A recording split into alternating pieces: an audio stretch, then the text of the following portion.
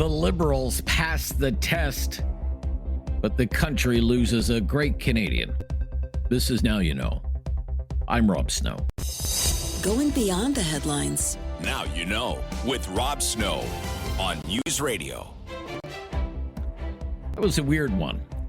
The new Liberal government led by Prime Minister Mark Carney managed to survive its first big test, a confidence vote in the House of Commons on the speech from the throne, but there was no recorded vote. It was adopted by what's known as division.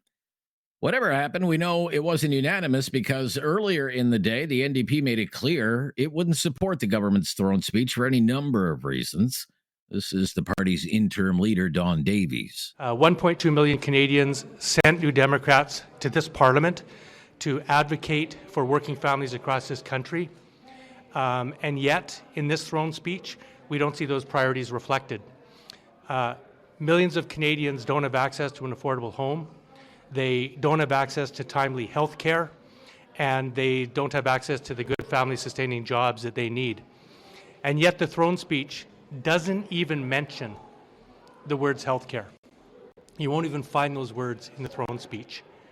There is no mention of non-market housing, cooperative housing, or housing for Indigenous people, some of the most acute needs in this country when it comes to affordable housing.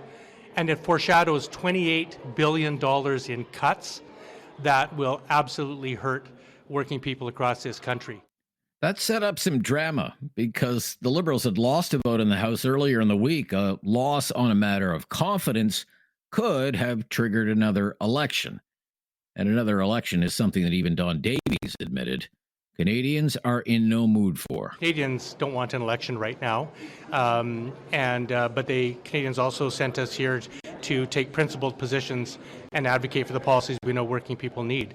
So, we have no problem as a New Democrat caucus saying this throne speech just doesn't deliver for Canadians.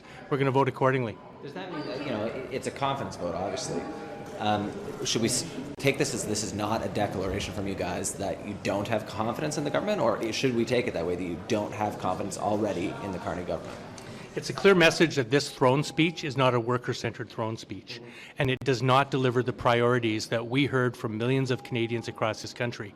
And so we can't support a throne speech that so badly misses the mark in terms of the economic and social policies that people need in this country. And so we're comfortable with our vote. The speech from the throne has been going on all week in the House. All MPs get some time to speak about why they're supporting it or voting against it or how it can be improved. And that includes Green Party leader Elizabeth May, who said this throne speech doesn't go far enough to fight climate change and noted the Paris Climate Accord is barely mentioned at all. The words climate change appear not in full sentences, but appear twice in the document, but there are no commitments, not even the minimum. We plan to meet our international legally binding obligations under the Paris Agreement. Now, we know, of course, that while King Charles III read this speech, it was written by the Prime Minister. These were words I would have liked to have seen in the speech from the throne. These were also written by the Prime Minister. Quote, "The carbon budget to limit temperature rise to below catastrophic levels is rapidly being exhausted.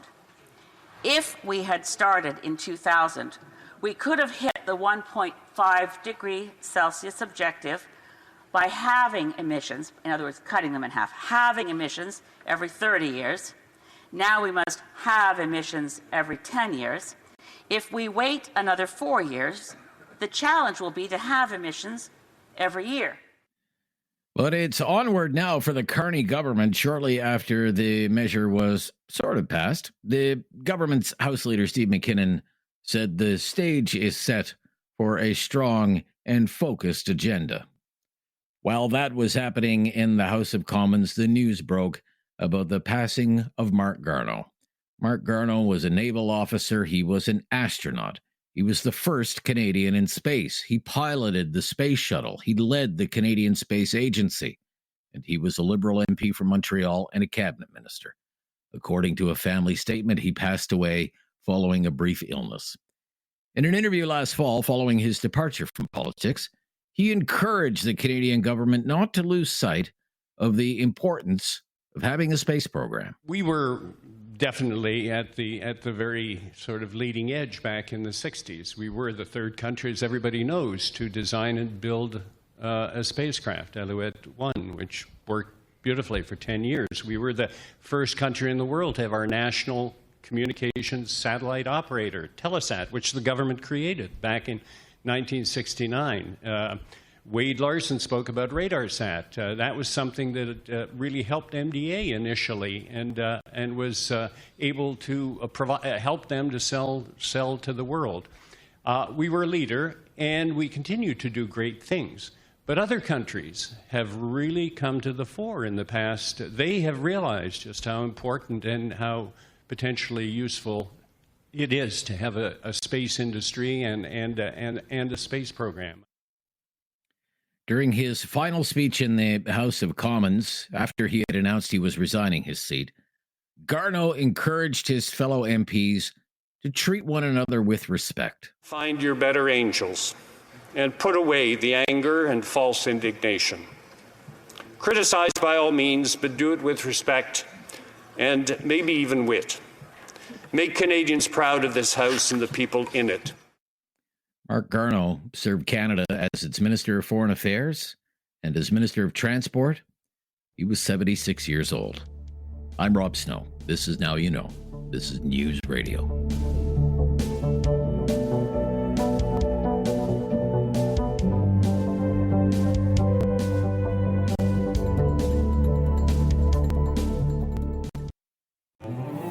There is no question Rob won't get answered. Now You Know with Rob Snow continues On News Radio. Well, he's my friend on the right side of things. He is with us every week. Michael Taube is a syndicated columnist and speechwriter for former Prime Minister Stephen Harper. How are you today? I'm good, Rob. How are you doing today? I'm great. So we usually come at things from kind of a conservative angle. I would like to ask you here as we move into the summer of 2025 about the current state of the conservative movement in this country. What would you say? Would you say there is one united conservative movement in Canada, or are there many? What would you say? I would argue there hasn't been one united conservative movement in Canada for decades, but that's neither a bad thing nor a good thing, because if you look at the Liberal movement in Canada, shall we use the socialist/social democratic movement in Canada, even the Green movement, if you wish, in Canada, there are many different ideological camps under a particular umbrella. That's just the way it typically works. But if we're going to focus on the conservative movement, while certainly many Canadian conservatives, if we look at them as individuals, believe in a lot of the same things, there are also movements within conservatism in Canada itself that are obviously very, very different. And I'm not just necessarily referring to, say, the separatist movement that we see in parts of Western Canada, but also the differences between fiscal and social conservatism, or fiscal and social conservatives. Not every fiscal conservative, for example, has a strong social conservative sense of being or belief, and sometimes it's vice versa as well. So there's a lot of different ideas, there's a lot of different ideologies, there's a lot of different people, personalities, what have you, that are within the Canadian conservative movement, which means that the movement itself is full of many moving parts. And that's to be expected. It would be expected of any ideology in any country, including our own. What challenges would you say that presents for the leader of the federal party, the leader of the Conservative Party of Canada? I mean, we have seen breaks, for example, in the unity of the conservative movement in Canada before, with old PC party reform in the West became the Canadian Alliance before it managed to merge. Given that you have all these different kind of brands of conservatism, or what Nova Scotia Premier Tim Houston recently said, there are many shades of blue. What challenges would that present, say, for a leader like Pierre Poilievre? Well, I mean, Tim Houston, has his good points and bad points as a premier in Nova Scotia, but he's not wrong. There are many shades, and again, that's part of reality. Any leader, including Pierre Poilievre, if we're going to look at it from the federal angle, has to deal with it. Pierre Poilievre, like leaders before, including my old friend and boss, Stephen Harper, knew very well that there were challenges when you become a leader to ensure that you unite various conservatives and conservative ideas together as best you can. It's not a perfect blend. It's not a perfect mix. It isn't for any political party, and anybody who tells you otherwise is not being honest. There are a lot of challenges when you become the leader of a party, and you can't be everything to everyone. It's not possible. You have to have your own ideas. You have to have your own beliefs and policies, but they also have to work in conjunction and hand in hand with, in using this as the example, the Canadian Conservative movement. You know, this was a problem that, say, Andrew Scheer struggled with to some degree when he was the federal Conservative leader, where his social conservative ideas and views and values were meshed with other conservatives, mine included, but there were conservatives who didn't agree with it and wanted to keep those separate. Much the same way Erin O'Toole, who became the leader afterwards, tended to be more of a moderate thinking and moderate leaning conservative, which is fine, but it doesn't necessarily appeal to every single party member or political supporter who makes up the broader Canadian Conservative movement. Pierre Poilievre has had the same challenges, and he knows that he has to do it, which is part of the reason why, as leader, and we've talked about this many times in the past, he has also had to branch out too, because he realizes, like Scheer, like O'Toole, like Harper, and like everyone else before, including the late Brian Mulroney, or even going back Joe Clark and further, that you have to ensure that the bridges are built to as many different groups, people, places, and things as you possibly can, meaning that you need to have as big a tent as possible, because if you only rely on conservative votes to win elections, you're not going to. It's not possible. The history of the country has proven that. So it means that you have to take various steps, whether it's Harper's incremental conservatism or Poilievre's decision to try to sort of move past conservative bridges in certain things and look at issues that are not typical to conservatives, like affordable housing. That's the challenge you have to do. And the successful people at it are the ones who are able to lead a party and ensure that all these different ideas are either represented, or at least it looks like they're about to be represented at some point. But again, on the left and the right, every leader has that challenge. Yeah, because there was some talk that Pierre Poilievre was building a new conservative coalition, and you point to his ability to attract more younger voters or members of trade unions, new Canadians. But where he may have come up short is maybe understanding, well, what makes Ford Nation tick in Ontario? Why this split between Doug Ford and Pierre Poilievre? Or what is it that Tim Houston understands, who's won back-to-back majority governments in Nova Scotia, that Pierre Poilievre couldn't understand, and what explains the divide there? So maybe still some work to do there, Mike. Well, there's definitely some work to do. I agree with you. But it also, we have to be fair about it, and I know we're tight for time. If you look at each province and each region in the country, the type of conservative or the type of conservative brand that appeals to them is very different. For Tim Houston, Nova Scotia, generally speaking, a lot of the conservatives out there tend to be red Tories or left-leaning conservatives. That's what Houston is, and that's how he represents it, and that's the idea and the style he needs to do to ensure that he's successful. And as you point out, he has been with back-to-back majorities. Doug Ford has taken a different stance than, say, Mike Harris did in Ontario. Two different conservatives, two different outlooks on life, but both of them got majority governments in different fashions. The same thing happens federally as well. Now, as I said, not every federal leader is the same as Pierre Poilievre, Stephen Harper, or anyone else. But when they put their stamp on that particular brand, they have to ensure that the ideas they believe in are represented, and the ideas that the broader movement and party believes in are also represented. Otherwise, you can't be successful. Michael Taube is with us, syndicated columnist and speechwriter for former Prime Minister Stephen Harper. We'll be right back. The Newsday Panel. Yes, and everyone is here for our Newsday Panel. Chris Day is with us today, Senior Vice President at Hill & Knowlton. How are you, Chris? Hello, sir. Nice to be back. Great to hear from you. Alex Creston is back as well, Vice President, Crestview Strategy. Alex works out of Toronto. How are you, Alex? Great. How are you? In the center of the universe, Toronto, Ontario, Canada. Okay. I want to get to the newest news first and just get your kind of gut reaction, immediate reaction to what's going on here, because a new story has just been published by the Globe and Mail's Bob Fife and Steve Chase, and now everybody else is going to be Chase and Fife, as is usually the case with political Ottawa. Let me read a little bit here. This was published less than half an hour ago. Prime Minister Mark Carney is secretly holding direct talks with U.S. President Donald Trump to iron out a framework for a trade and security agreement, the U.S. ambassador to Canada says. Pete Hextra told the Globe and Mail that talks between the leaders and top cabinet ministers are being held under a cone of silence to ensure a positive outcome. Prime Minister and the President met in the Oval Office on May 6th, but there has been no indication until now that they had been holding direct negotiations.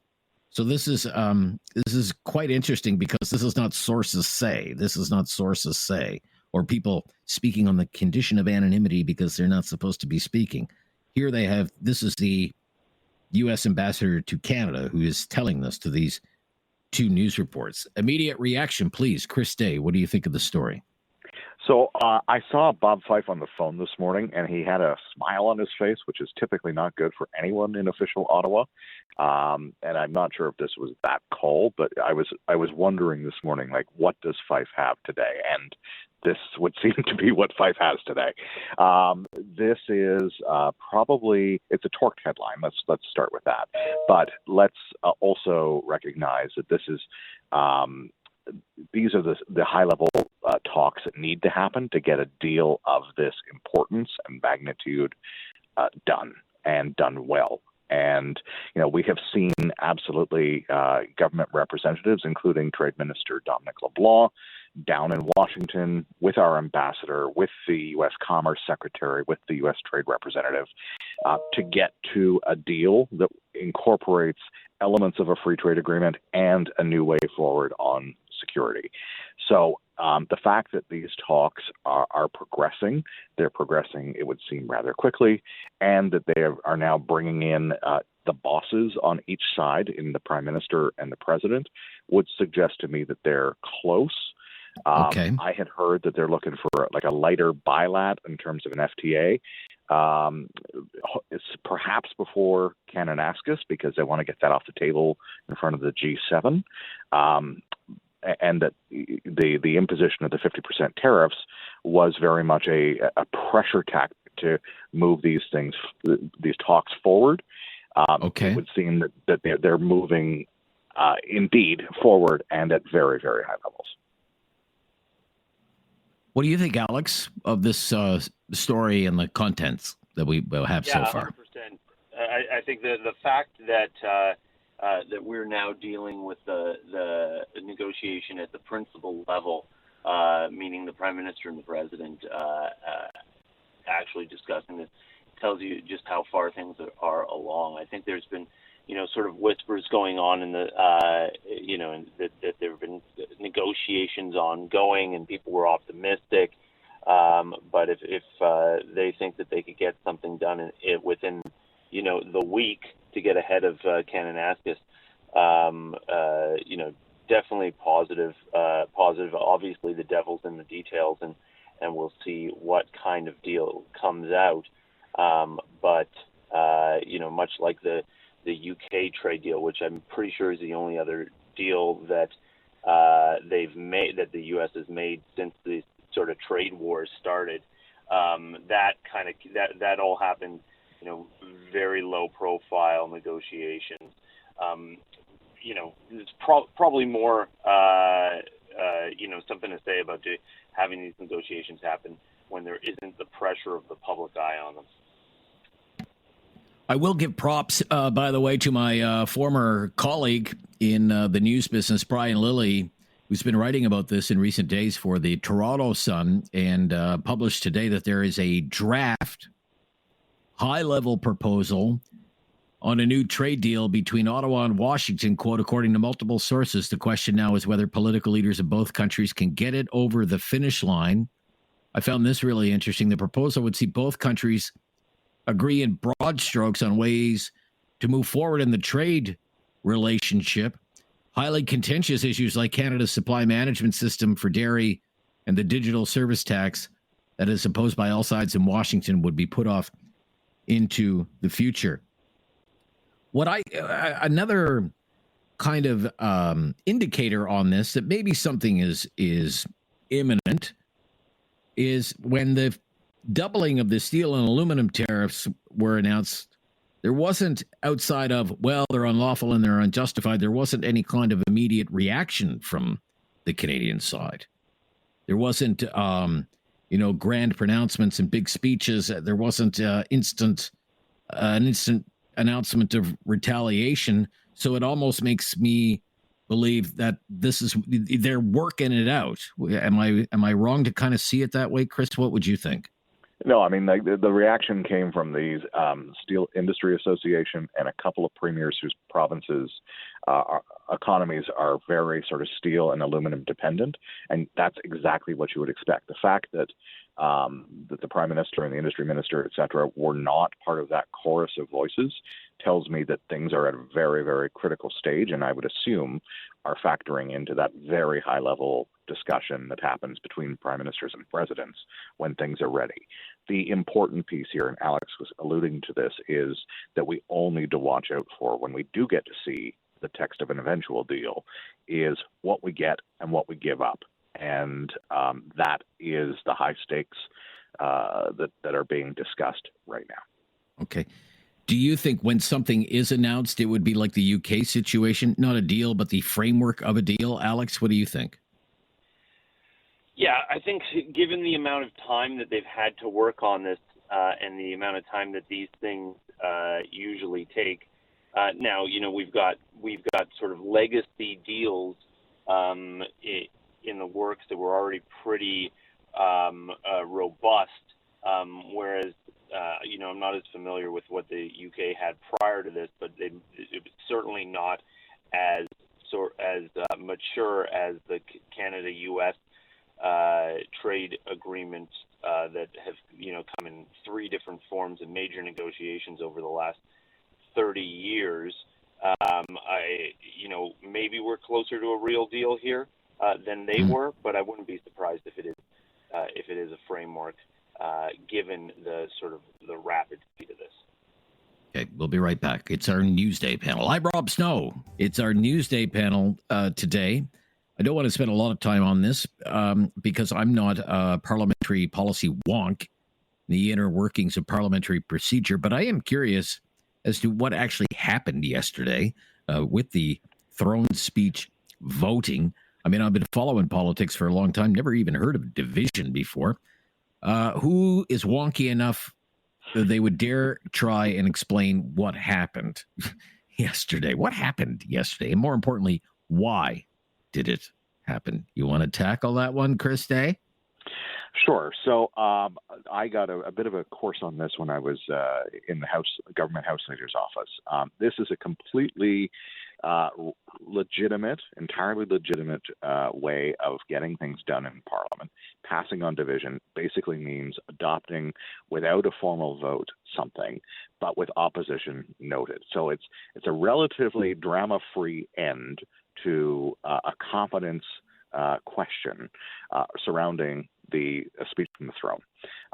So everyone basically took the easy way out here. No one had to stand up and vote against what was in the speech from the throne, but it was, regardless, a negotiated outcome between the parties that avoids an election that almost nobody wanted. And to your point, it's rare, very rare on a matter of confidence, especially, that had parliamentary watchers aflutter on Twitter. Oh, yes.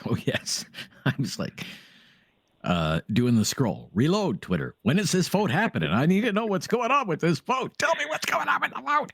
I guess the big thing is, why did they want to do it that way? Is it simply because, well, we just had an election and none of us are really in any position to do an election again? And if we had an election, this is my take, I think if we had an election, the Liberals might actually win a majority next time.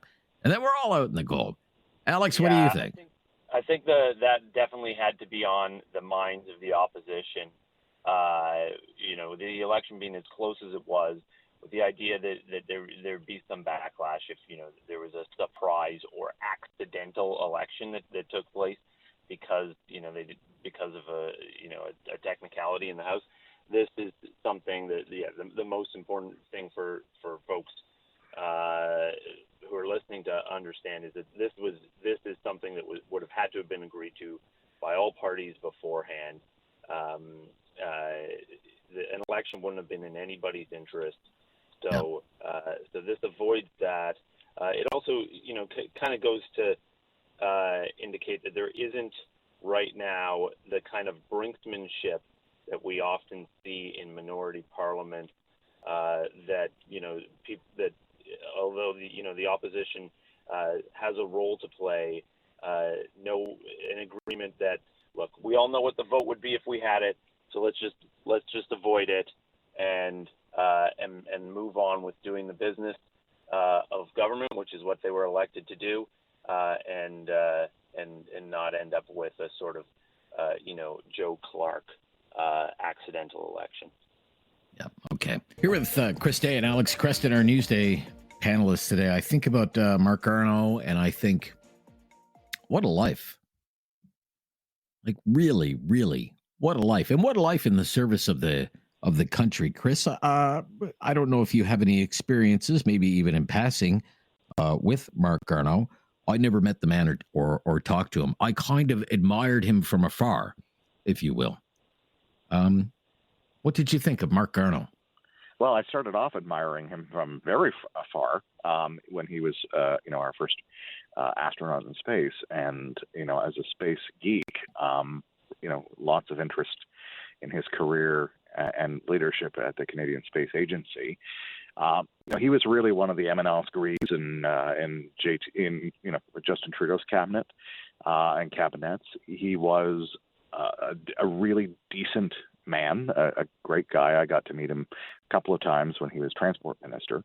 And everyone I heard who dealt with him in his various roles as a minister said that he was a really smart, data-driven decision maker, which is probably not surprising for someone who had a respect for science that he had. And just frankly, I think we need more people like him in politics from all sides. And certainly, it would seem that his cancer diagnosis was relatively recent, and that the disease itself was moved rapidly. So I hope that it was an end without too much pain, and wish the best to his family. Yeah, very surprising. Very surprising. Alex, some thoughts on the life and career of Marc Garneau, please. Yeah, obviously, a great Canadian and someone who was, so dedicated to public service and really, took Canada to the stars. Very few people like that where, I was familiar with his face as one of the astronauts in my school science classroom posters. Right. Someone who was already going to go down in history as the first Canadian in space, and then someone who's achieved so much after that, really with a universal reputation for being intelligent and calm, cool, collected, and decent. Attributes, and decent. Decent person. The attributes that we look for that probably made him a perfect candidate for to be an astronaut, and then also to be a great and capable public servant.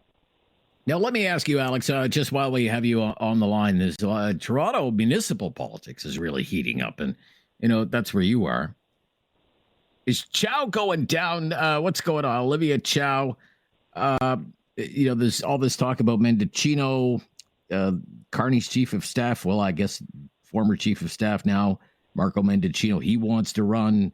Speculation: John Tory's being encouraged to make a comeback. Who are we going to see on that ballot in the Toronto election? I'm working at City Hall and around municipal politics in Toronto, and I can say that when it comes to the mayor's office, that if the Conservatives and Liberals, and I mean this in the capital sense, if Conservatives and Liberals can agree on a candidate, then and work together to elect that candidate, then I would say that candidate has a very good chance of defeating the incumbent mayor.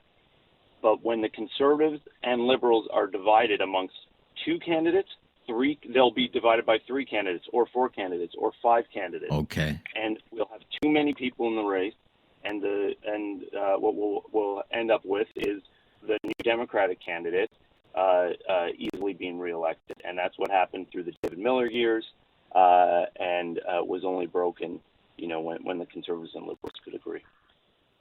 Yeah, that's going to be a good one. I'm looking forward to watching that. Toronto, just city politics is so interesting.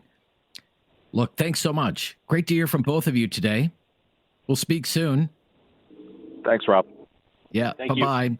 Yeah, Chris Day in Ottawa, Senior Vice President with Hill and Knowlton and Vice President with Crestview Strategy. That's Alex Creston, and he's in Toronto. I'm Rob Snow. It's time to talk back. On Now You Know with Rob Snow. Call now.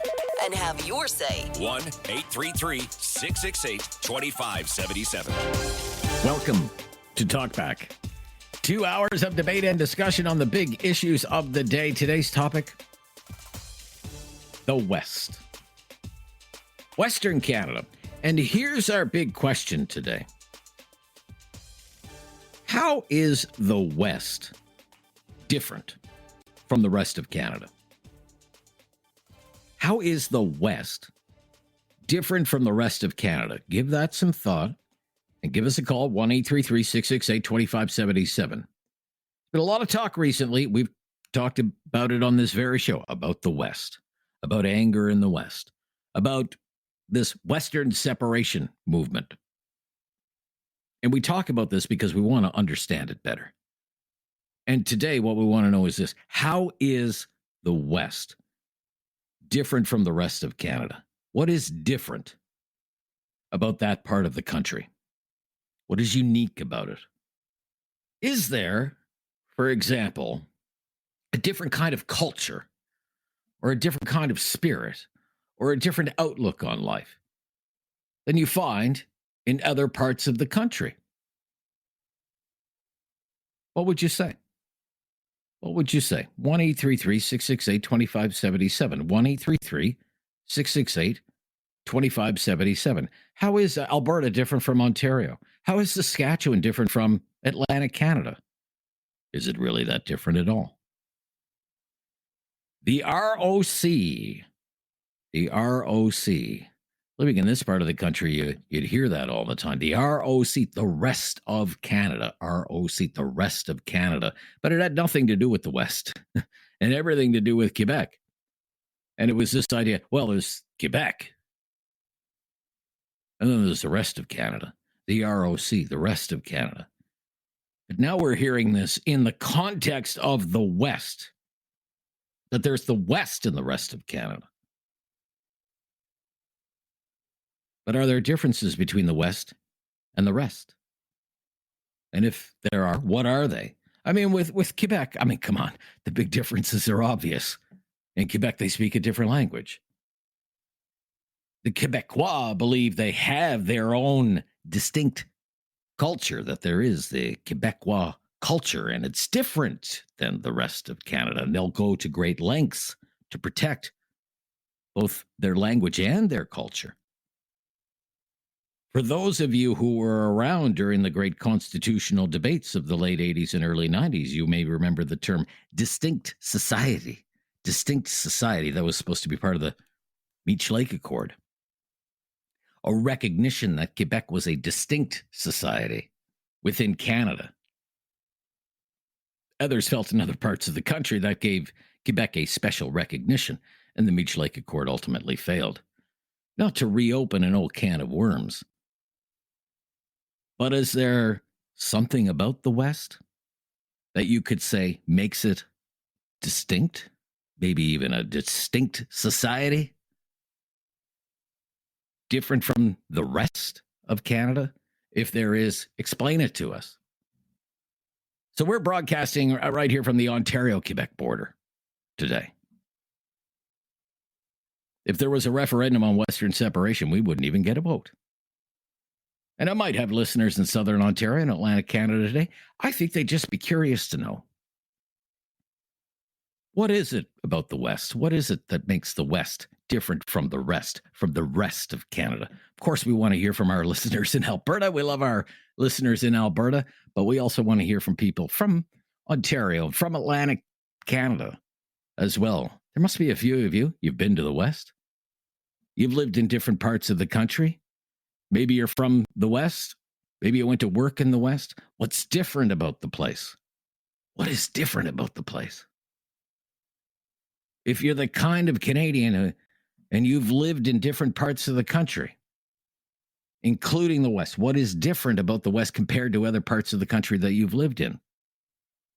All we want to do today is really get a better idea of what's going on in this country. And today we want to focus on this.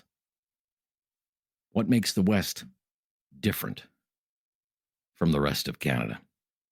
Really hope you'll join the discussion. 1-833-668-2577 is our call-in line. If you've never called before, just mention that to our call screener. We'll make your call a priority. 1-833-668-2577. In fact, I think we have time to take one call right now. Jill, why don't we take Jill? Is in Alberta today. Hello, Jill. Hi, Rob. How are Hi, you? Jill. I'm good. How are you? What makes the West different from the rest of Canada? So I grew up just outside of Moncton in New Brunswick, so I spent 30 years there.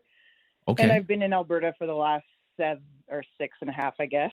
Okay. And every time I go home, nothing has changed. I feel like Alberta, there's always constantly growth, even the mindset of people that everything is, we're going and doing and building. And then I go home to New Brunswick and it's like, my brain gets to take a vacation because nothing's changed and it's just peaceful and relaxing, and that's great. But I think there is that. You feel like you're kind of going back in time? Like, oh my gosh, I'm back in Moncton. Right? And there's the Pizza Delight, and I've been here before. Yeah, like my family they're farm based in New Brunswick as well, and I work in the ag industry out west. But it is, you just can't imagine, like people from down east can't imagine how big things are out here, if that makes sense. Okay, how big things are. I'm curious about what you mean by that, how big things are. Just even describing what I do to even people in the ag industry on the East Coast compared to ag people on the West Coast, they just can't fathom that my job, I work in marketing for livestock and things like that, so breeding animals, but it's a very unique niche job, but they just can't, their brain can't imagine how big of an industry this is out here. So I think sometimes people just don't know everything that's going on out here. I think it is just a mindset. So when you say, you know, like you go back to Moncton and things are kind of, you know, slow moving and there's not been much change or whatever the case might be, but out there it's, things are always moving. Things are always. Is it that part of the country is more industrious, for example? Yeah, it's definitely more industrious, and sometimes I think it's like, well, just the wide open space of the West. I don't know if people can dream bigger, or I don't know what it is. Interesting. It is so evident when I go home. But there's something different about it. It's different from Moncton, New Brunswick, for example. Okay. Absolutely, that's for sure. Really? Moncton's a great city. I've got family there. I love going to Moncton, by the way. Nothing against Moncton. Love Moncton. Okay, thank you, Jill. You've got us off to a great start. Let's get it going, folks. 1 free line available. 2 free lines available there. One of them is yours. What makes the West different from the rest of Canada? Help us understand it better, please. Let's go to James is in Halifax, Nova Scotia today. Hello, James. Good afternoon. Yeah, hi, James. Yeah. What would you say, James? What would you say on the topic? I guess I'm focusing more on Alberta. You did say the West, and at the moment, maybe Alberta and Saskatchewan could be sort of combined. But regardless, I've been to Alberta many times, and I have a very close friend there, and I would describe Alberta as welcoming. You know, just think of the Calgary Stampede. People dress up, and everybody has a good time, and everybody's welcome, and it is a very welcoming province, and immigrants. Atlanta. I'm calling from Halifax, and a lot of Atlantic Canadians have gone to Alberta and been welcomed, and there's even books about that. And of course, the Calgary and Edmonton are both very multicultural cities, very welcoming to people from outside of Canada. And I have not done Naheed Nenshi's Wikipedia, but the fact that he was elected mayor of Calgary forever and then now is the leader of a political party in Alberta, I think that's visible evidence of the welcoming culture. Entrepreneurial, not much needs to be said. Top province in Canada by far on all the economic indicators. And then yet, the last comment, there's always a but. And yet the but is, where does this kind of anti-Trudeau, because, you know, in my humble opinion, a lot of it is veiled anti-Quebec, to be frank. And that's not pleasant. And yet that is a part of Alberta that is rearing its head due to Trump, of course. They feel that they can come above ground and express their opinions. So there you go. But there might be, you know, there's a grievance element there to it, right? Yeah. A grievance element? And of course, we don't have time right now to adjudicate the grievance, but absolutely. Equalization takes money from Alberta and largely sends it to Quebec, to be blunt. However, the tone of some of the commentary seems to just be getting a bit Trumpish, and that I don't think Canada needs to go down that road. Okay. Thank you. James? Yep. Honest opinions, unvarnished. We love that here. 1-833-668-2577. What is it about the West that makes it different from the rest of Canada? 1-833-668-2577, especially if you've done a lot of traveling across Canada or lived in different parts of the country. We'd love to hear from you on this topic today. What makes the West different from the rest of Canada? What is it about the place? 1-833-668-2577. Anne up next, calling from Alberta. Anne. Hi, Anne. Hello there. Hi, I have Anne. I have a perfect book for you to read. Okay. It's an ebook, free, called Alberta Doesn't Fit. Alberta Doesn't Fit. And the reason it goes is right to how we were settled. I've lived in Ontario and I've lived in Alberta. Basically, the East was settled by the United Empire Loyalists, and they came with their government, and they appreciated what the government did for them. Alberta and the majority of the West was settled by pioneers coming up from basically the United States. And the pioneers came and settled it working hard with virtually no government intervention. So when you take a look at how each was settled, it goes right down to the bare roots, I think. Okay. And how does that, if that's what happened, how is that reflected in the Alberta of today, would you say? Well, okay, I'm originally from Alberta, moved to Toronto for several years and back to Alberta. Okay. I noticed when I moved to Toronto that the expectation was that the government would step in and help. Okay. And help with what? Help with what? Well, help with income. You know, if we can't afford it, a lot of subsidized housing, a lot of low rental, a lot of, they will help us out. And it's just not as prevalent in Alberta. In Alberta, you go, well, gosh, I got to get another job. Okay. So more reliance on the government in Alberta, less relying on the government, more on personal ambition, could you say? Yeah, I think so, yes. Okay. Do you think compared, you said you lived in Toronto, now you're back in the West.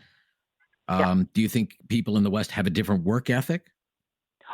Yes. Yeah. You do? For example, in Toronto, I would say, oh gosh, I need somebody to help me cut my grass. And I couldn't get a lot of people to do that. And here, there's no problem. They're just, it's a different mindset. Different mindset. Okay. Thank you, Anne. Okay. Good luck. Yeah.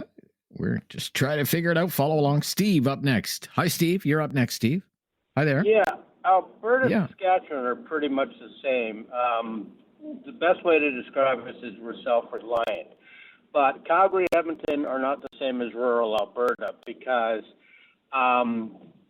in rural Alberta, they basically have the 1950s values are still in play today. Strong on family. They don't adjust well to the new ideals that are out there. And they resist that. But for Calgary, Edmonton, half of Calgary voted NDP in the last election. All of Edmonton was NDP. Calgary's voted for a Muslim mayor 3 times, and we put in 3 female premiers. So we are evolving. When I was a kid growing up, there's only 1 million people here, but the influx has changed it. One thing is we have a lot of money here, but our playground is in BC. So that's where that money goes. Half of Saskatchewan has ended up in Alberta because there's more opportunities here until their recent change in government. Now they get that oil and gas is a viable way to do it. What we don't like is government help because it seems like it's more beneath us. We should figure out life in that regard. And we don't like it that one province gets more money than everyone else combined. That's the impression. But the bottom line is, the reason I'm an outlier on this is because I don't want ghettos in Canada. Okay, we'll wrap it up there. Thank you. Right on. 1-833-668-2577. Ken in Alberta today. Hi, Ken. Hello. Hi, Ken. Go ahead. Yes, what's your opinion? Rob. I think it boils down to the votes. The votes. Alberta's votes don't really count in the federal situation. Most of the prime ministers have been from other places, not Alberta. We have had probably 3, and it's only Pearson that stood up for Alberta. So I hope Mark Carney will do something and stand up for Alberta. So it is just that the West has been neglected, and what we need to do is to rise up strong politicians and deal with the situation and not think about separation. We need to show our strength by good politicians that become prime ministers. And I hope Mark Carney will take a lesson from Pearson. Okay. But let me ask you, beyond the feeling that the West has been neglected by Ottawa, is there something more to it? Is there something, I'm trying to think, is there something cultural about it? Is the culture different there? No, sir. In my opinion, we're not different at all. No? We Okay. are not different. It's just that we have not been treated properly, and we want to disassociate ourselves from it, which is a wrong move. Okay, because some people are saying, well, people in the West work harder. We're more industrious. They're less reliant on the government, these sorts of things. Well, what would you say to that, Ken? My problem is I have only lived in Alberta. You've only lived in I Alberta. can't compare that. Okay, all right. Okay, thank you. Thank you, Ken. I'd like to take a call from Halifax if we can and get kind of a view from another part of the country. Mike up next. Hi, Mike. Hey, Rob. How you doing? I'm good, Mike. Good to hear from you. What would you say? I got a comment for people like Ann and a couple other callers who's saying the mentality in Alberta is different, and we look for handouts here on the East Coast as where they just look for another job. But if they would do some research, they'd realize that 20% of their people that come to Alberta to work that don't live in Alberta, 20% of them are from Atlantic Canada. So we don't just look for a second job. We actually pick up and leave our families and go across the country to make a better life. So how is our workforce weaker than theirs? Like, I agree that Alberta has gotten the shaft over the years. Okay. But a lot of resentment towards Alberta is because of their attitudes to the rest of the country. Yeah. I mean, I've had people in my own family who have done that. I have people who have worked in mines, in coal mines in Cape Breton, who left Cape Breton and went to Alberta, never came back. I've also had people in my family who did the whole fly in, work for a couple of weeks, come back home for a week, see your wife, do some chores, and go right back out. Like I've seen that the impact that can have on people's lives, so. Right. And that used to be myself, because I wanted to make a better life for myself, and I didn't want to live off the government, and I didn't want to look for handouts. So for them to have that attitude that everyone from the East is just living off Alberta, and I get it, man. A lot of money comes from equalization, and we would be screwed without them. And there's a lot of good people in Alberta, but a lot of them have just the wrong perspective of people of the rest of Canada. So you would go to Alberta to work, right? I used to, yeah. I used to go for a month and I'd come home for 2 weeks. Fair enough. Okay. And you're in Halifax. Miss birthdays and Christmases and everything to make a better living. So yeah. What would you say? Are there cultural differences? Is there a different vibe? Is there something different, say, between Halifax and where you were working in Alberta? There's probably little differences, but in general, though, I'd say no. I think we all have pretty much the same cultures. There's different pockets in every province. Like there's parts in Alberta that don't share the same culture as other parts of Alberta. So. Okay, very interesting. Thank you, Mike. Yeah. We're not trying to create regional division here. We're just trying to understand one another better. That's kind of the goal today. 2 lines available there. Been very busy so far. 1-833-668-2577. Wade in Sylvan Lake. Wade. Rob. Yes, sir. Well, I believe I got a little run up to what I believe the culture is about. 100 years ago or so, the Eaton's catalog sold houses, and you could buy all your farm buildings out of the catalog. You sent your order to Winnipeg. They sent the cut list to BC, where all the lumber came from. Then you went to the nearest railroad station and picked up your order, complete with assembly instructions. Then you went home, and many, many folks built their buildings by themselves or with the help from their neighbors. Then many of these folks' children went to war in their teens. For the ones who made it back, they came back and built their farms and such with their bare hands and raised large families. I believe the culture in the West is independence, freedom, independence and freedom where common sense prevails with limited federal government intervention. It's in our genes.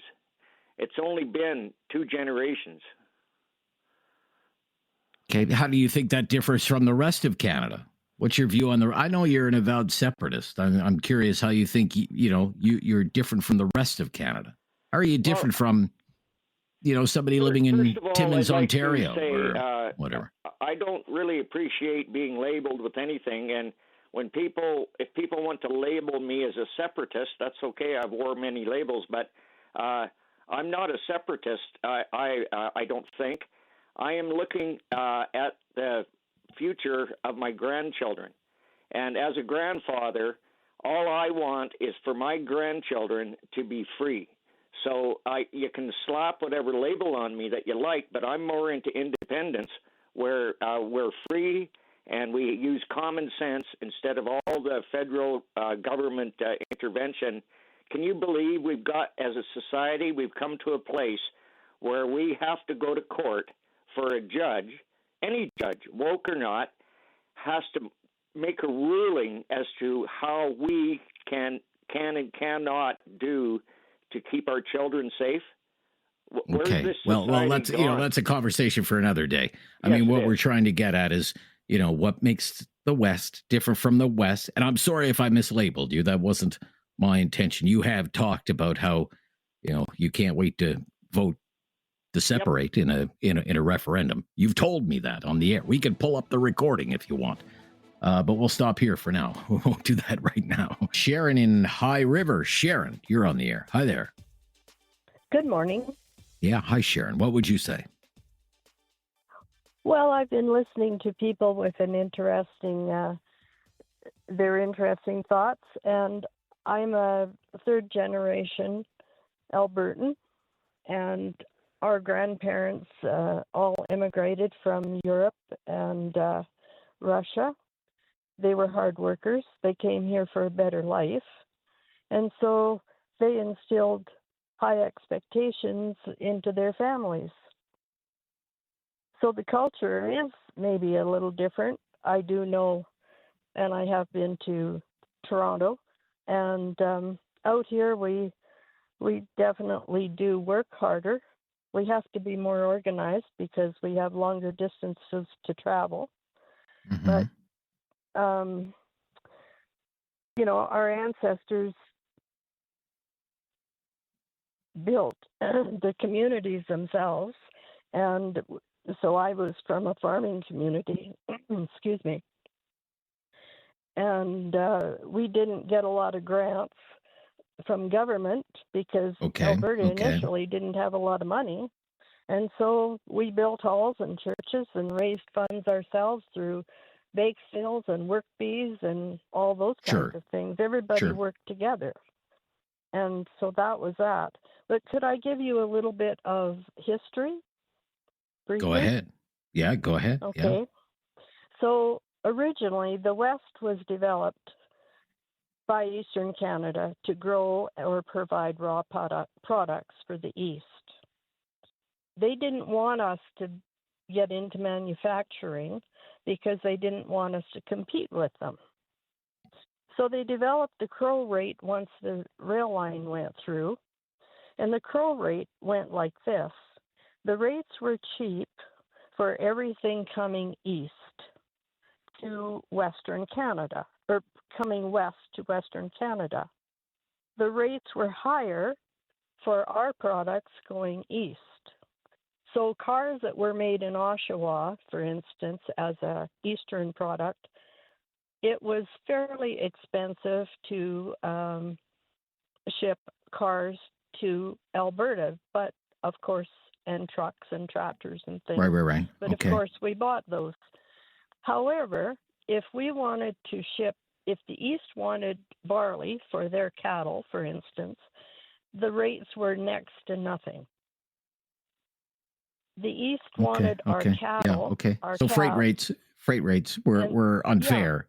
Okay. They yeah. were terribly unfair, and we Yeah, had well, to that was fight that like was heck. also an issue for parts of Atlantic Canada as well. That's a grievance that goes back sometime in Atlantic Canada, especially when it comes to things like steel manufacturing and whatnot. I don't think Alberta is unique there at all. I am curious about this idea that you think, well, people in Alberta have learned to work harder, and that's been passed down from generation to generation. I just wonder, well, how accurate is that?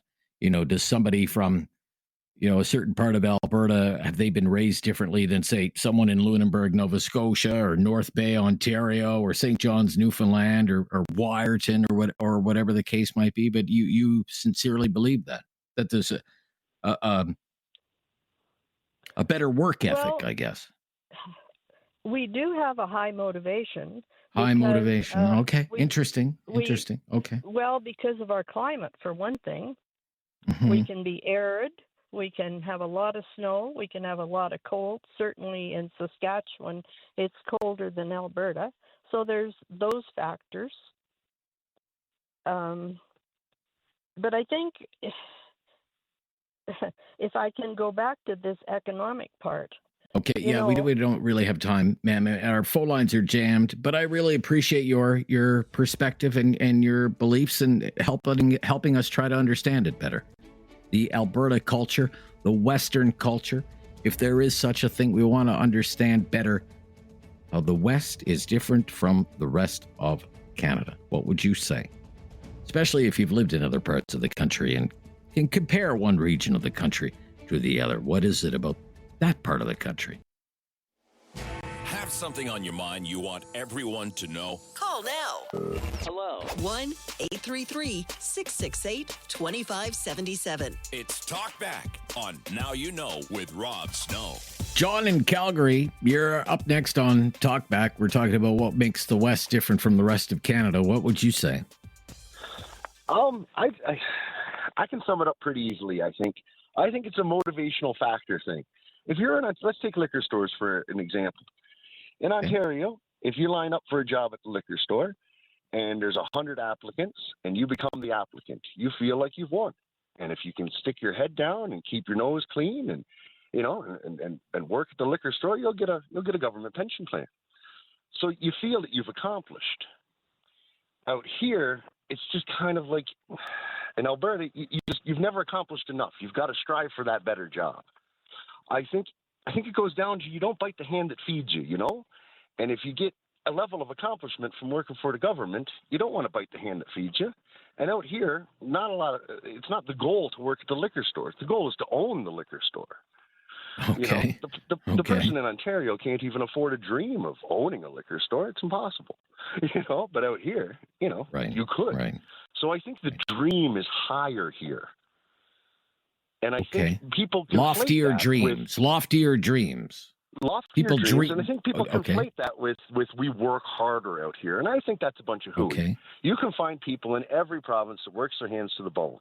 And I don't think that's the argument. I think it's the goal at the end of the rainbow. And the goal at the end of the rainbow isn't just get a government job and get a pension plan. It's work for oil and gas. So that's what I think the difference is. Okay. But you think people dream bigger, maybe? I think people dream bigger here. Yes, everything's bigger here. Everything's bigger here. Everything is bigger here. The rabbits are bigger here. Okay. All right. Okay. I didn't know that. But I do. I think it's. I think once you've beat out 120 people to get that one job at the liquor store, to get that government job, you have a feeling of accomplishment. I don't know. I worked for 30 years in Ontario. It was never my dream to work at the liquor store and get the liquor store pension. But I appreciate Okay, I appreciate what you're saying, Jared. I appreciate what you're saying. I'm going to move along. I got you. Dream bigger. People dream bigger. That's interesting. I wrote that down. Linda, up next, just before the news. Linda. Hi, Linda. Hello. Hi, Linda. What would you say, Linda? Hi. Yes. Hi. Hi. Dream bigger. I don't know. I think for us, my family, it was just perseverance. Just put your head down, do what you need to do, and don't bother us. Because my parents came from Glace Bay, and not because they wanted to. Okay. Because my dad was an immigrant between World War I and II. He came from Germany. And so they were under a watch all the time. Didn't matter that my mother was a fifth generation. Was it an Irish? Yeah, it must have been hard for him. Yeah, it must have been hard for him. And he got severely beaten. And they told him, just leave. And so that's what we did. Right. You're talking about Glace Bay, Nova Scotia on Cape Breton Island. Okay. And that's you right, moved yes. there. And how is it different? Because people persevere? When my mom and them left, they had sidewalks, they had running water, everything. When they came to Alberta, in a mining town, they didn't have that. Okay. And so they just had to persevere, and you keep your culture at home, and you just go about your business. And my brothers and that, because Alberta happened to be growing at the time, they all got good jobs because they moved on to other things, like they became tradespeople. And when province was booming, they did well. Okay. So, but look, very interesting. That is a heck of a story. That is a heck of a story about your father, I must say. Thank you so much. Thank you for the call. Interesting way to end the hour. A full hour just ahead of Talkback. We'll pick it up then on the West. It's time to talk back. On Now You Know with Rob Snow. Call now. And have your say. 1-833-668-2577. Welcome to hour number 2 of Talkback. We've been loving the discussion today. We've been talking about the West and what makes the West different from the rest of Canada. Is there something about the West that makes it different from the rest of Canada? 2 lines available there, 1-833-668-2577. I mean, I think some people in the rest of Canada, particularly Eastern Canada, of course, do have stereotypes in mind about what it is to be Western Canadian. They're like memes, cowboy hats and belt buckles and pickup trucks, blue collar, working class. That it's all about oil and gas. I find myself having to remind myself from time to time, there's more to the West than just oil and gas. Other stereotypes, family values, religion, Bible belts, anger, resentment, grievance. What's come up today? F. Trudeau. That goes for his father, too. Resentment. There's certainly a wariness in Eastern Canada about the politics of the West, I would say, the protest politics of the West. Reform. Some people, especially in Atlantic Canada, never warmed up to that. Still view it with great suspicion, even more than 20 years later, after the creation of the modern Conservative Party of Canada. It came up on this show during the most recent election campaign. I heard it from people in Atlantic Canada. Oh, the worst thing Peter MacKay ever did was team up with Stephen Harper and those Western reformers. They sold out the old PC party. I mean, it's been more than 20 years the Conservatives governed for almost 10, and yet some people still aren't over it. I never quite understood that myself, but it's a thing. But you know what? I think people in other parts of the country also view the West in a more positive light and see the West as a land of opportunity. Place to go and find work, make a better life. How many people do you know from Atlantic Canada who went to Alberta to find work? And now, and I would say finally, I believe there is a growing realization that it's good for the rest of Canada when the West does well and when the West is allowed to prosper. I think there's a growing realization in the rest of Canada that the previous government held the West back and that's been bad not only for the West, but for all of Canada. And who knows, maybe it took all of this stuff from Donald Trump to knock some sense into the whole country about what the West has to offer and what the West can do for all of Canada. I hope so. But I think there are some stereotypes out there about the West. We're hoping to go beyond those today. Try to, dig a little deeper. Try to figure out, is there really a different kind of culture? Something that is uniquely Western? If you travel, you come back home, maybe you go to Toronto or Ottawa or Halifax, or you get back home to wherever you live in Western Canada. What is it about the place that says, I'm home. I'm home. Thank God I'm home. 1-833-668-2577. Dave is up next. Thanks for waiting, Dave.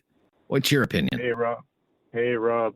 Yeah, that was, I appreciate what you were saying there, but that was a terrible segue into an introduction to me. I'm a fifth generation Albertan. Yeah. I've lived here my whole life. Okay. I've worked in oil and gas for over the last 10 years, working in the oil sands. I fly in and out from Calgary. It's about an hour and a half flight. I'm home for dinner on my last day of work. And, I work with a lot of people from Atlantic Canada, a lot of people from Ontario, a lot of people from Saskatchewan, from all over Canada. And I really don't appreciate the people that are saying that those people aren't hardworking, because I can tell you it's, there's the same share of Albertans that work hard up there as there are from other places, and the same share that don't work hard that work up there. So I'm really trying to reflect myself and try and think what makes us different, though. What is different? And one thing I could think of is, well, we've got this vocal group of people who think that we're so different when we're not as different as people might be saying. So there's one big thing. and then we've got a grid, a larger percentage or per capita who makes six figures in Alberta than any other province, I believe. Yeah. So I think you can compare some of the major cities. Maybe you could compare Calgary to Toronto, but I don't think you could compare the province and how the people are of this province to other provinces and assume that they're as different as we all think, because it's just I don't think it's true based on the people that I know from other provinces and have worked with. But maybe I'm not the right person to answer this because I have spent my whole life here and can't speak for the other provinces as well. But right. But when, this idea, we've heard of it. Well, we dream bigger. We're less reliant on the government. There's we're more motivated to make something of ourselves. We have a better work ethic. That's not what you're seeing in your own day-to-day work life, you're saying, because you're working with people all across Canada, right? As you said. Exactly. And that's really exactly what interesting. I'm saying. And I think it's certainly easier, to my understanding, to find a job in Alberta than it is to find a job in Halifax, Nova Scotia, especially if you're looking for a job that is going to pay you six figures in maybe an industry that you haven't already been in for 25 years or haven't had a master's degree in. So it's you have an easier shot at making that kind of money here, and maybe that's part of it, is you can make that much money and therefore you hate paying taxes. We don't have a provincial sales tax in Alberta, and it's political suicide to introduce a new tax in Alberta, as what everybody says. But we just ride the boom and bust of the oil industry. Well, there is that to it as well. There is boom and bust. I mean, isn't there a famous bumper sticker in Alberta? Give me one more boom. I promise not to piss it away next time. Yeah, I've seen that a few times. Yeah. Okay. Every time there's a bust, you could find a whole lot of ATVs and boats and motorhomes for sale for a good price on Facebook Marketplace. I bet. Okay. Thank you. Yeah. Good first call for this hour, Dave. All the best to you. Here we go. We're underway. Just like that. Hour number 2 of Talkback. I'm Rob Snow. Join the discussion. What is it about that place, the West, that makes it different from the rest of Canada? This is News Radio. The ROC and the West, the rest of Canada and the West. What makes the West different? Dawn in Calgary. Dawn. Hey, Dawn. Hi, Rob. Thanks for Hi, taking Dawn. my call. My pleasure. I like this topic because, in actual fact, I think fundamentally, if I'm not, I couldn't be corrected, but I believe that Quebec has a civil law and the rest of Canada is a common law. Is that correct? Yes. Okay. Quebec has a different civil legal system. You're right. Yes. So they can actually, it's easy to skew stats with the civil law, easier than common law. And I think some people get a little bit twisted, out of shape because of the transfer payments to Quebec. If that's been investigated, how the stats come out with that. But I do know that is a fundamental difference. But having said that, we have the cleanest oil production in the world, and we're not perfect by any means, but we always take the black eye and have to do better. And I find it tiring when, people like Neil Young or Jane Fonda do their grandstanding and fly the tar sands and how horrible it is, but they forget to show how the reclamation, how beautiful it is. And yet they use helicopters, which use fossil fuels to do their grandstanding. So it's kind of entertaining in itself. The difference, I don't know that there really is. I mean, in the West we have, you got to have the barbecue and the rodeos and dress Western and be Western, and I think that's all very neighborly and the howdy. I think that's a Canadian thing. I don't know what other provinces do to celebrate the camaraderie, but I know they do have functions, maybe not like the stampedes that we have here. Yeah. But I feel like, and I've traveled globally a lot. When I come back to Canada, I feel like the neighbors look after each other.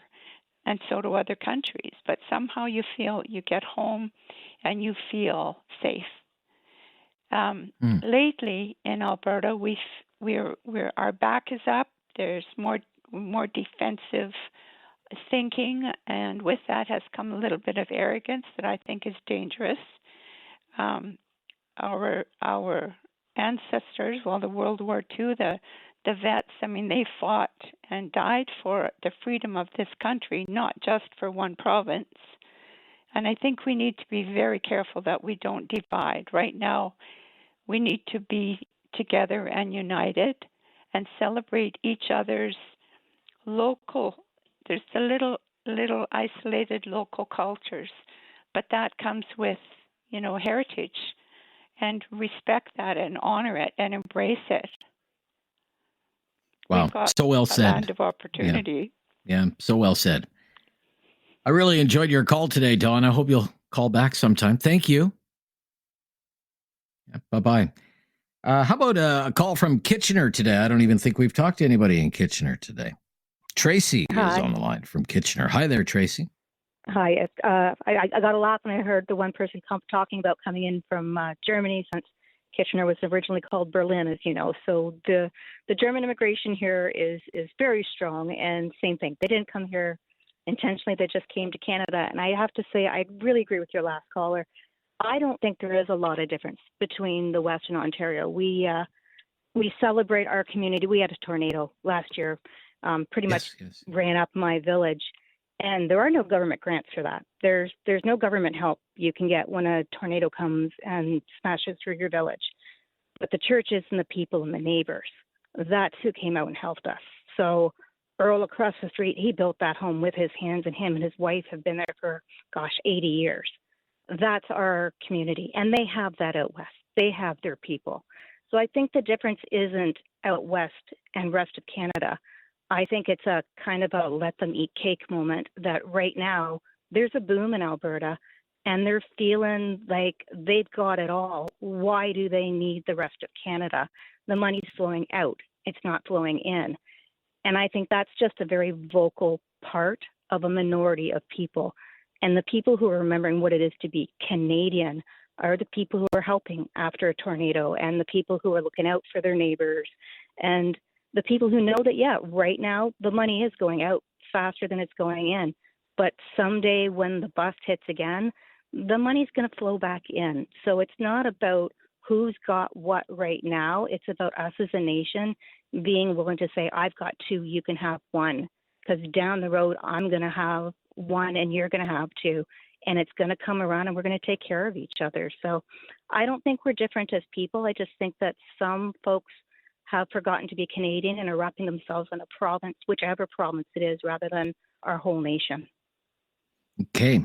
Thank you. Tracy in Kitchener. We'll stop here and we'll fit you in before the bottom of the hour news. If you're on the line, you'll be on the air and you can join our discussion at 1-833-668-2577. Andrew has called in. Hi, Andrew. You're up next. What would you say, Andrew? I love this question. This is great. Thanks, Rob. Okay. So the West, is it different? I think simply put, yes. Why is it different? I think it's a product of just the way the country's formed. It's a question of geography. My perspective, I grew up in Vancouver, moved to Calgary, been living here for 30 years.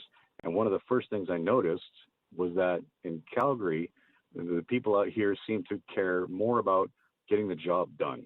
Let's get it done. We'll worry about who pays for it and who's responsible later. Whereas I didn't experience that when I was living in Vancouver. So I think on a larger scale, you've got all this concentration of people coming down the St. Lawrence Seaway and populating that part of Canada. And then you move west and there's fewer people. They had to be more independent. They had to figure it out and just get the job done.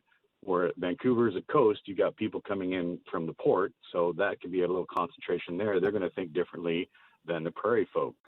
So I think it would do well for everyone in every province to remember we do have different mindsets, and I think it's just a question. It's a product of the country, geography, and the way it evolved. Okay. That's my thought.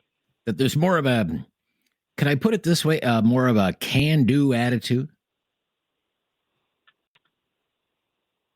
I don't know if it's can do, but more of it's not going to beat me. Okay. Or must do. Whatever Don't have the any choice struggle, but to it's do. not going to beat us. Right. Okay. All right. Very interesting. Thank you, Andrew. Thanks. Yeah. Good to hear from you, Andrew. Yeah. Bye-bye. 1-833-668-2577. Jennifer up next on Talkback. Hi, Jennifer. Hi. Can you Hi. hear me okay? I hear you just fine. What's your opinion on the topic, please? Well, first I want to say I really agree with the perspectives that were shared, especially the one gentleman who said before the news break about the hard-working atmosphere, that if you work hard, you get what you need kind of thing. And I want to use my opportunity to share an observation I made, particularly during the election, which about the differences between some of the mindsets of the East and West and around money and such. So my occupation, I handle the asset management, among other things, for a village here in Alberta. And in Alberta, there's a lot of accountability for how the dollars are spent. And so we're required to have various budget plans, etc. And asset management is huge, from everything from water lines to sewer lines to vehicles, building, retirement, etc. And when I was watching election information on CTV News, they would do a spotlight on different communities, and it never failed that any time they did a spotlight on a community that was in Quebec or in the Maritimes, the leaders of that community would always talk about how the federal government needs to give them more money because their water treatment plants are failing, their roads are failing, these various infrastructures are failing that are part of our asset management. And it occurred to me that a huge difference between the mindset of the provinces out west, or at least in Alberta, and out east is where that money comes from and how that money is used and the accountability it follows through. We do not expect to get any federal dollars to run our municipal infrastructure or our asset management plans. And so I wonder if, tying back to the mentality of like the hard work and, you know, your elbow grease, and I have no doubt that the people in the Maritimes and Quebec and everything are working hard, but I wonder if there is also this idea of the government will provide for me. And in Alberta, that is not our cultural mindset. We do not wait for the government to provide for me. It's up to me to do it. So I just wanted to share that observation. Yeah, but which is not to say that you don't have infrastructure problems. Right. We're about a year removed. And I know you said you were, involved in asset management, which I assume you're talking about municipal asset management. Would that be right? That's correct. And as an example, right. Like, for example, there's a big story. Jennifer, if I could, and I'll give you a chance to respond. The big story in the Calgary Herald today is that we're a year removed from the major water line in that city failed, right? Creating a water shortage that basically lasted all summer. And one of the themes throughout the story is like that wasn't a problem that snuck up on everybody, that was a 30-year problem. And is maybe part of a larger attitude about neglect of municipal infrastructure. Yes. So it's not as though... That's a great example because, that pipeline is a failure in asset management, 100%. And the interesting thing is in Calgary, for many years, people demand more social programs. They want more dollars to provide more quality of life that you see on the outside versus the inside. So there's a lot of missed opportunities for asset management in Alberta too. But the thing I'm pointing out is, and I'm very proud of my community, I should say, that we're doing a good job. We have a 10-year asset management plan.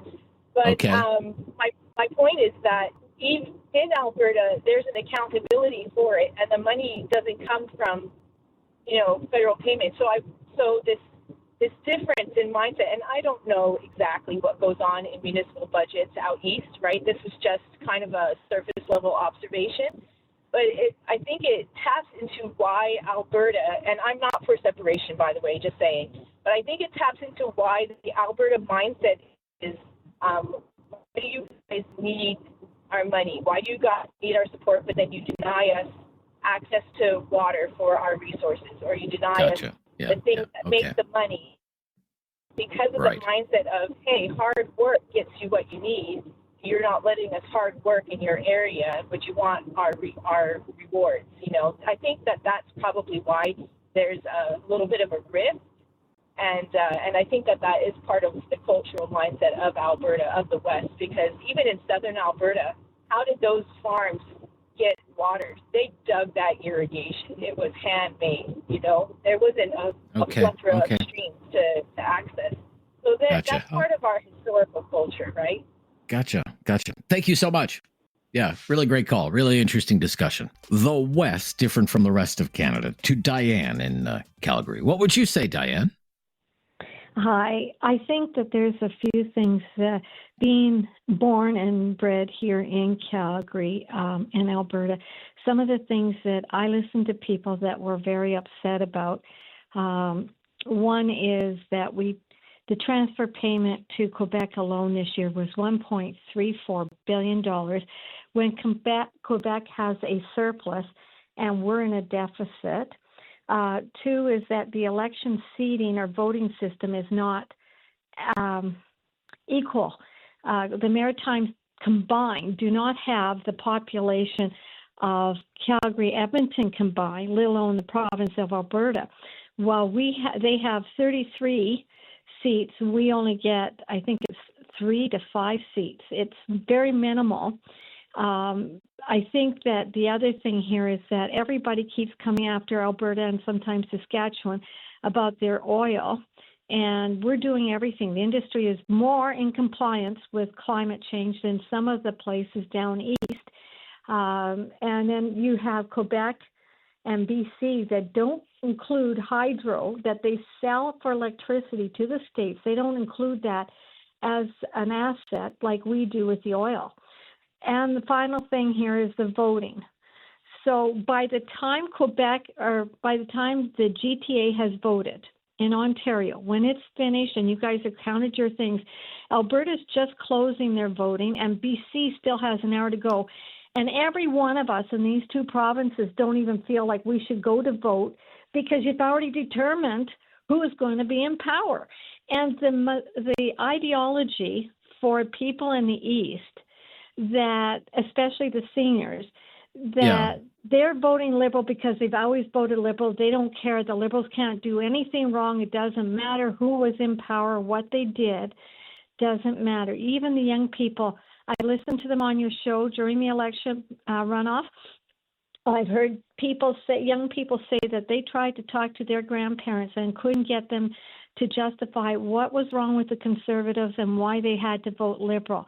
At least out here, we have people, good, bad, or indifferent, who have been voted NDP or Liberal. Not that many in Alberta, but in BC there's more, and in Saskatchewan. So there's just an equality, and I think it's a mindset. And as for handouts, I agree with the woman in front of me. If I could, what is that mindset? Because it sounds like right now there's a lot of grievance, a lot of you feel as though you've been unfairly treated, right? I think for me, I feel like the East disrespects the West. Disrespected. So on fairness, on one of your shows, I listened to a woman call in for the Maritimes, and she said that Alberta wanted to leave. They can pack up their wagons and leave. She said that the land belongs to Canada, not to us. And I'm thinking, what does she think we live in?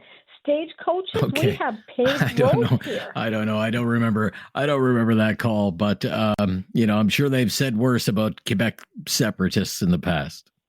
There's bound to be. I understand, but there's bound to be that opinion when people hear, certain parts of the country want to separate, right? Whether it's the West or in Quebec, don't let the door hit you on the way out. You can appreciate that point of view. Right? I understand that, but I think that if Albertans are hardworking people and we are in compliance, why is it that the East doesn't appreciate what we're doing and they turn around and I've listened to your program for months now. I love your program. Well, thank you. And I just find it really hard to accept the way some of the people called in. And I get it, it's not everybody. But you have had callers that have been downright hateful of Albertans before the election even finished. And I'm thinking, holy cow, it's a very small percentage that want to separate. I think that hopefully Carney does do the walk that carries the talk. If he doesn't, then I think it's going to go up here. But I just really hope that we as a nation stay together, and I think that the East needs to be more appreciative and equalize everything. We get charged, we include oil because we sell it to the States. We include it as an asset. Quebec and Ontario that sell the electricity and hydro need to do the same. So they don't have a Right. deficit. Yeah, They there is a actually have difference an in the way. asset. You're right. There are differences in the way hydroelectricity is calculated for equalization. I appreciate that. The reason that it is done that way is because it's largely government controlled. Of course, those are crown corporations for the most part. Well, very Do you much so think in that's Quebec, fair? not so much so. No, I'm not saying it's fair. If you wanted to be treated equally that way, you could nationalize the oil industry in Alberta, but I don't think too many people would go for that. No, they wouldn't. But I think on the same instance, I think Albertans would like to see BC and Quebec with the hydroelectricity, that it be included in their assets. And I think that, I just think that people from the East need to come out and actually see what Calgary or Alberta is like. It's not. It's no different. I than understand Ontario. that, and We've got that's what we're buildings. trying to get at. That's what we're trying to get at is if you dropped me off on a street corner in Calgary, would I even know I'm in Calgary?